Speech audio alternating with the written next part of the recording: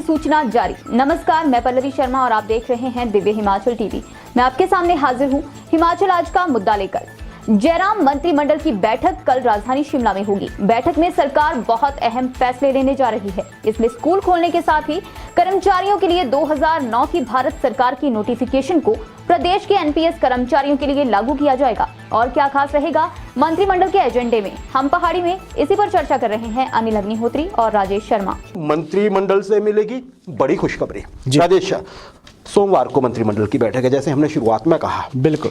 किन बड़े फैसलों पर नजर रहेगी सरकार, क्या क्या बड़े फैसले लेने जा रही है? बिल्कुल, 14 फरवरी को सोमवार को मंत्रिमंडल की बैठक होगी और इसके लिए तमाम मसौदों पे चर्चा या तैयारियां सरकार ने शुरू कर दी हैं। बड़े फैसले जो होने, अग्निहोत्री जी, छोटे बच्चों के लिए स्कूल खोलने पे सरकार फैसला लेगी। अब इसमें बड़ी चीज ये है कि क्या पहली से लेके 8वीं तक की कक्षाएं शुरू होंगी या जिस तरह का बोर्ड का एक टेंटेटिव डेट शीट आई है, फाइनल हो गया राजेश, तीसरी, 5वीं, 8वीं जिस तरह की आई है डेट शीट, या तो उस अनुसार क्या तीसरी, 5वीं से लेके या 8वीं तक के ही स्कूल खुलेंगे, इस पे सरकार फैसला लेगी सोमवार को। शिक्षा विभाग की प्रेजेंटेशन अहम होगी, स्वास्थ्य विभाग की इसमें प्रेजेंटेशन अहम होगी। कर्मचारियों के लिए भी एक बहुत अहम फैसला होने जा रहा है। 2009 की भारत सरकार की नोटिफिकेशन को मुख्यमंत्री जयराम ठाकुर ने कहा था कि हम इसको हिमाचल में लागू करेंगे।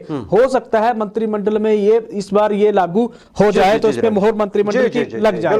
पुलिस पेमेंट पे फैसला होना है अग्निहोत्री जी। तो ये मंत्रिमंडल की जो बैठक आ रही है, ये मल्टीटास्क भर्ती की भी एक तरह से चर्चाएं चल पड़ी हैं कि 13,000 के से ज्यादा पद भरे जाएंगे। तो ये बड़े अहम फैसले होने जा रहे हैं मंत्रिमंडल की इस 14 फरवरी की इस बैठक में। जी, सबसे बड़ी बात जो है राजेश, जिसका शायद सबको पता है, जो चर्चा होनी ही होनी है जी, वो चर्चा एक तो आपने बताई स्कूलों के खुलने की, बिल्कुल है ना जी, और दूसरी आपने कही कि जो 2009 की अधिसूचना है या कुछ ऐसा है। बाकी चीजें हम पहले भी अंदाजे लगाते रहे, सरकार की तरफ से इशारे भी मिलते रहे, इनपुट भी मिलते रहे, लेकिन अंतिम स्टेज पे आके वो कुछ नहीं हुआ। बिल्कुल। तो दो चीजें तो हम मान के चलते हैं कि ये होने वाला है, और तीसरी शायद वो मल्टीटास्क वर्कर्स की भर्ती की भी बात है। राजेश, स्कूलों की बात कर लेते हैं। अब ऐसा लगता नहीं है कि स्कूल खोलने में कोई परेशानी आएगी या सरकार को फैसला लेने में दिक्कत आएगी, क्योंकि कोरोना की लहर भी ऐसे लगता है कि उफान थोड़ा बैठ रहा है जी। वैसा ही दिख रहा है, पूरे देश में ऐसा लग रहा है, और आसपास स्कूल भी खुल रहे हैं। क्या लग रहा है आपको, क्या देखते हैं आप? बिल्कुल परेशानी तो नहीं होगी, और संभावना ये 100% भी जताई जा रही है कि स्कूल खुलने जा रहे हैं। हो सकता है 17 फरवरी से सरकार स्कूल खोल दे। हालांकि चर्चा थी कि सोमवार से खुलेंगे, पर ऐसा है नहीं। दरअसल कोरोना के जो एक्टिव केस है, आप देखिए 20,000 का आंकड़ा हिमाचल ने पार कर लिया था इस जो लहर आई थी कोरोना की। ये अब वही केस हमारे 3,000 से कम एक्टिव केस प्रदेश के रह चुके हैं। तो आंकड़ों के लिहाज से हम देखते हैं तो स्थितियां तो यहां सुधर रही हैं। लेकिन बड़ी बात यह है अग्निहोत्री जी कि हिमाचल की जो संक्रमण दर है वो 14% से ऊपर चल रही है। तो ये थोड़ा सा चौंकाने वाली चीजें हैं। और जी, दूसरा आपने कहा कि केसेस कम आ रहे हैं। केसेस नो डाउट देश भर में तो घटे हैं, लेकिन हिमाचल में केस कम आ रहे हैं। उसकी वजह एक और है कि यहाँ सैंपलिंग कम हो गई है, क्योंकि 14% का मतलब ये राजेश, में यही कहने वाला था। 14% क्या हम टेस्ट बढ़ा देते हैं तो क्या ये दर भी और बढ़ जाएगी? क्योंकि तो होता है सैंपल साइज आप बढ़ाइए, आपको और बढ़ेगा, तो सीधे तौर पे बढ़ जाएगा। बिल्कुल फैसला अच्छा, ये एक पॉइंट है बीच में। बिल्कुल बिल्कुल।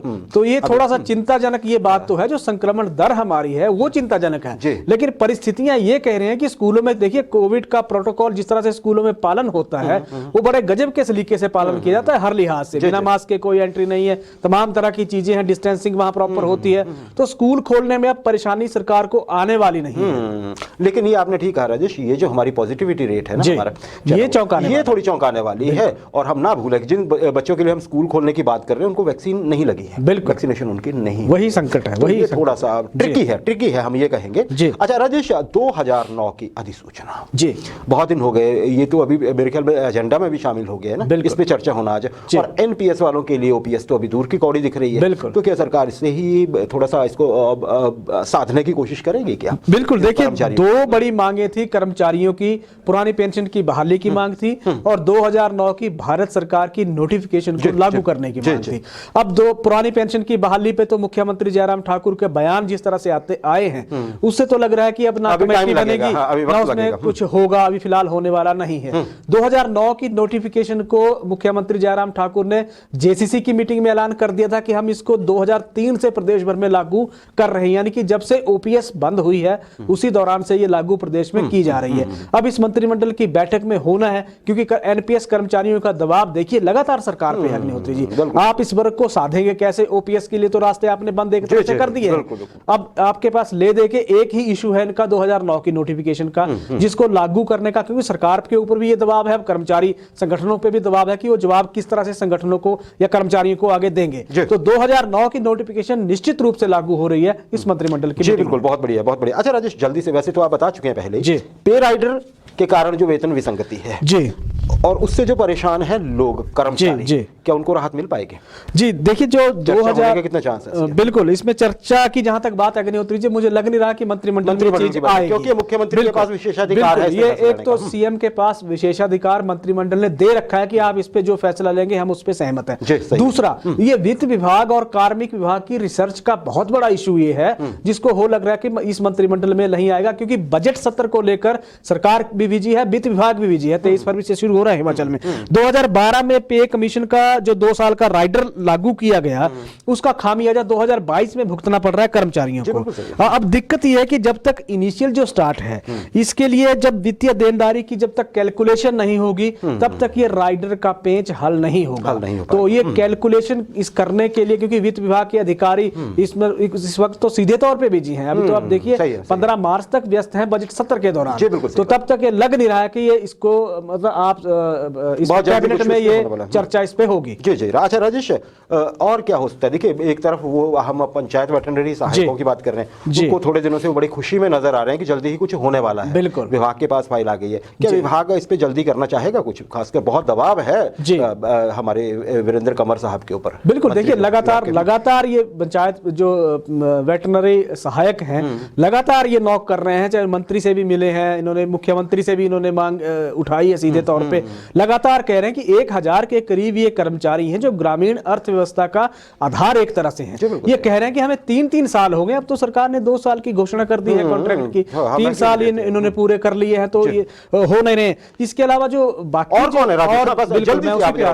बाकी जो वर्ग हैं, 108 और 102 एम्बुलेंस के जो स्टाफ है, चाहे उसमें ड्राइवर है चाहे हेल्पर है, उन पे फैसला भी 14 फरवरी को होने जा रहा है। बहुत बड़ा फैसला होने जा रहा है। एनएचएम की जो नई कंपनी ने टेक ओवर जब से कर लिया है इसको, 108 को और 102 को, उसके साथ बहुत बड़ी बैठक सोमवार को होने जा रही है। फैसला उनके भाग्य का भी होगा। पंचायत चौकीदारों पे या आउटसोर्स कर्मी है, एनएचएम कर्मी है, बिल्कुल, होमगार्ड है, आंगनवाड़ी है, आशा वर्कर है, पंप ऑपरेटर है, टीममेट है, इन सभी पे फैसला इस कैबिनेट में तो सीधे तौर पे नहीं होगा, क्योंकि इन पे फैसला पिछली मीटिंग में हो चुका है। अब इन पे 4 मार्च को घोषणा बहुत बड़ी होने जा रही है। जी जी, घोषणा होने वाली है, तो सभी थोड़ा धैर्य बनाए रखें। हम आपके साथ हैं, कुछ नया होगा तो जरूर बताएंगे। राजेश, लास्ट में इस सेगमेंट के बेरोजगार है, पढ़े लिखे बेरोजगार, हम बार बार उनकी मांग उठाते हैं, क्योंकि वो भी बार बार हमारे यहाँ दस्तक दे रहे हैं कि आप हमारी बात जरूर उठाइए, ताकि प्लीज ये सरकार तक बात पहुंच जाए। तो अगर सरकार के कोई भी मंत्री, विधायक या कोई भी हमें देख रहे हैं अधिकारी, तो हम ये बताना चाहेंगे कि बेरोजगार, पढ़े लिखे बेरोजगार बहुत एक तरह से हताश हैं। वो चाहते हैं कि उनके लिए कुछ ना कुछ इस मंत्रिमंडल में फैसला लिया जाए, सरकारी नौकरियां निकाली जाए। जे सिविल्स वाले हैं, जे मैकेनिकल्स हैं, और भी बहुत से लोग हैं राजेश, टीजीटी के लोग हैं। टीजीटी वाले तो वो भी है जिनके अभी तक रिजल्ट नहीं निकाले गए हैं, जिनको स्टेशन नहीं दिए गए हैं, है ना। 4 कितना था, 793, 794 और 795 शायद, है ना जी। ये सारे लोग भी हैं, जेबीटी के लोग चाहते हैं। तो प्लीज आप इन लोगों के बारे में भी हम दुआ रखेंगे। ये दुआ क्या करेंगे, हम तो प्रार्थना करेंगे उनके सभी बेरोजगारों के साथ, हमारे दर्शकों के साथ मिलकर, जो हमें ये कह रहे हैं कि हम सरकार के सामने बात रखें, अपनी आवाज उठा रहे हैं। प्लीज इस पे फैसला जरूर ले मंत्रिमंडल में, कुछ ना कुछ इस बार।